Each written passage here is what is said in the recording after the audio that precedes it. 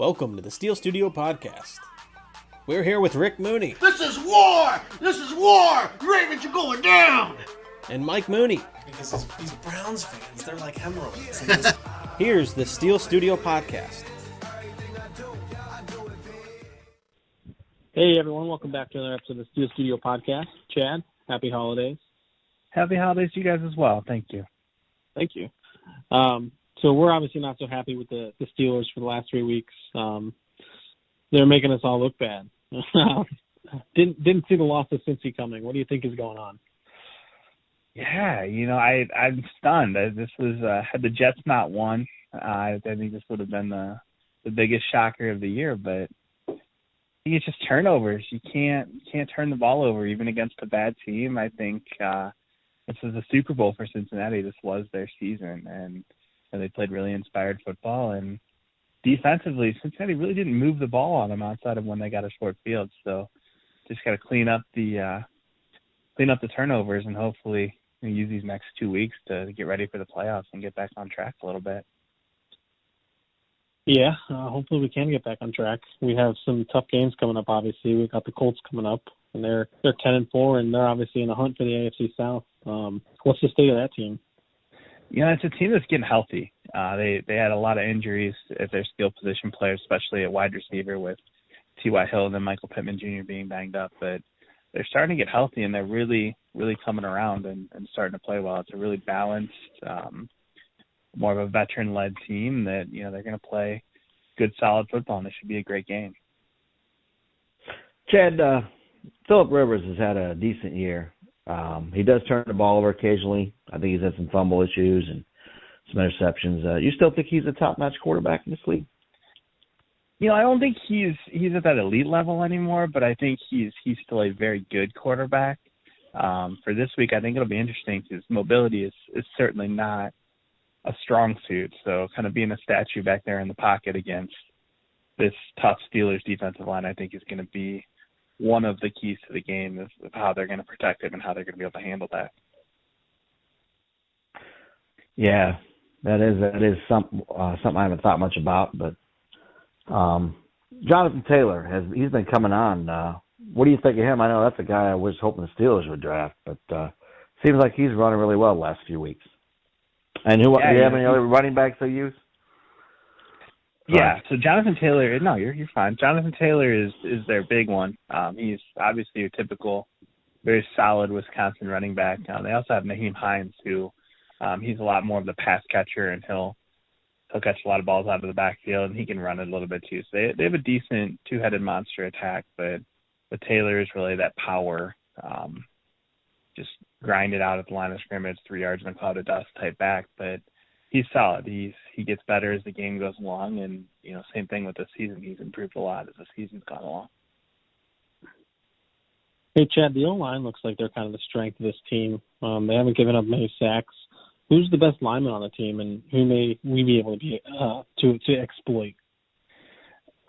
Without question, I think the line is the strength of the team. Quentin Nelson, in my opinion, is the best guard in the NFL, and I don't really even think it's close.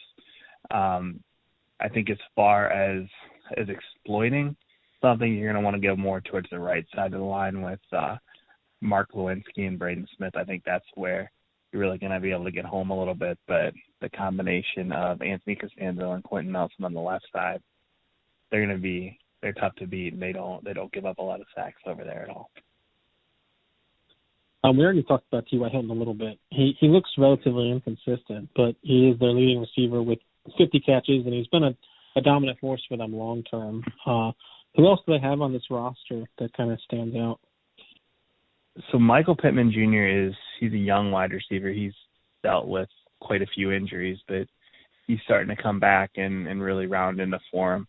And they also have Zach Pascal as their third wide receiver. That he's more of just a possession type guy. He's not going to be one that you really want to fear, but Pittman is an electric young wide receiver, and Hilton's getting healthy, so he's had a couple of really nice games through the last few weeks. So he's starting to get back to his form and what he's done for the past 5-6 years. Chad, do they throw the tight end much, and who is their tight end? They really don't. go to the tight end all that much. Jack Doyle is their tight end.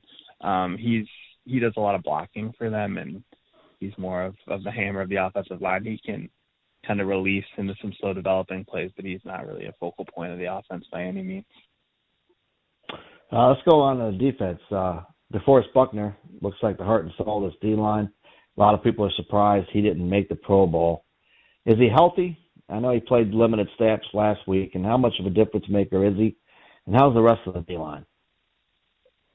I think you're spot on with DeForest being the heart and soul of the team. He's definitely not healthy. He's dealing with an ankle injury right now. He's going to play, but I mean, I think especially as the game goes on and he plays more snaps, you can see him hobbling a little bit. The rest of the D-line, Justin Houston, solid player. Nico Autry is another really solid player. Houston's probably the second best on their line, but it starts and ends with Buckner as far as getting to the quarterback and really being the disruptive force of that D-line. As far as the linebackers, Darius Leonard is a stud. And what kind of do they run a 4-3 over there, I think, don't they? And do they blitz a lot? They do run a 4-3. They blitz some, but it's more situational.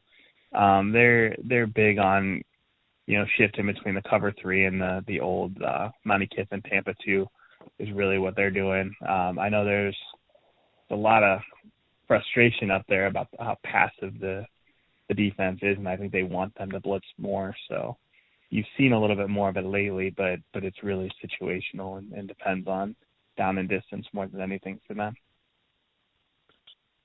So how's their secondary overall, and who kind of stands out back there? Solid in the secondary. Xavier Rhodes is probably somebody that stands out for me. Kenny Moore is their other corner. Then they have Rocky Ya-Sin, one of the best names in the NFL, is kind of their third corner there.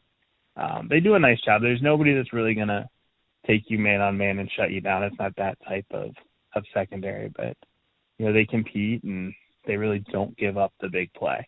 You have to kind of move the ball, slow, methodical drives against them to be successful. Have the Colts gotten a lot of turnovers? And curious to get your opinion on what the strength of their defense really is.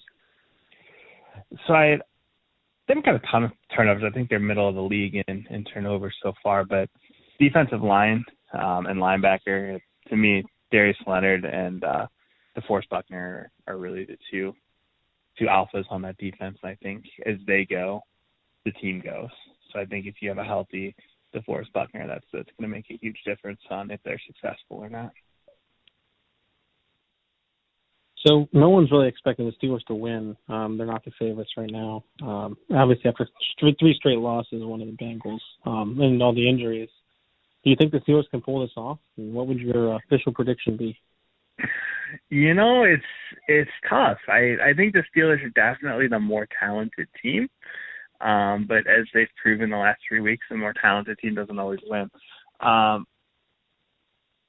think it's a wake-up call for them this week.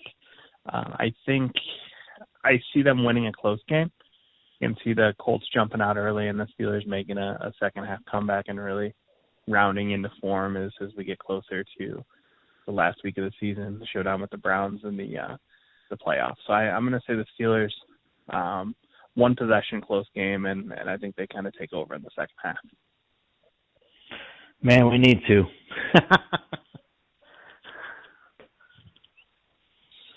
Yeah, right? It's one of those things where it's hard to say that it's hard to actually predict that the Steelers are going to lose 4 games in a row. You figure they have to come back at some point in time, and it needs to be this week. So I would predict that it would be this week as well. I just can't see them losing 4 in a row. And I think that third quarter of the Bengals game, you saw them kind of trying to come back, and then there's another turnover. So I think if they could just manage the turnovers, I think they'll find a way this week. Well, let's hope you're right. Yeah. That's all we've got, Chad. So thank you, and Merry Christmas to you and your family. Same to you guys. Merry Christmas. Enjoy Merry the games, Christmas. and we'll talk to you next week. Thanks, Chad. Thank you, guys. Thanks, Chad. No problem. Bye. Bye. I'm so lost in a world of black seas now. Lost in the water, got me looking for the keys now. I don't know myself, I probably switch up on my G's now. I drink half the bottle just to dash away the fees now. I chose all these things, I know. I take all the blame, I put it on me, I know. All these goofy niggas tryna block me, I know. All these fake goons say they run the fucking code. Drama.